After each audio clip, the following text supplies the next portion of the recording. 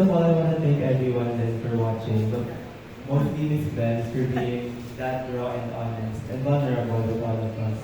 So it's really grateful to have had that conversation with her.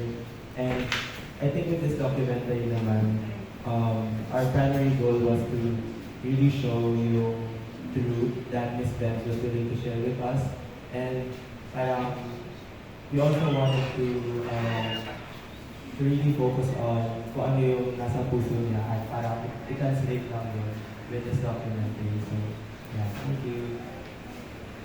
Hello po, I'm Kenneth. First of all, happy Women's Month po. Thank you kay Ms. Benz and yung team niya for organizing this. Nung ginagawa namin yung documentary, hindi lang kami natuto from Ms. Benz, no? But also was inspired on how to act every day for our everyday life. And yeah, it's a learning experience and mas pinitin niya yung fire namin as student filmmakers to create queer film not just a documentary to represent our community with respect and with love and with dignity. And ayun.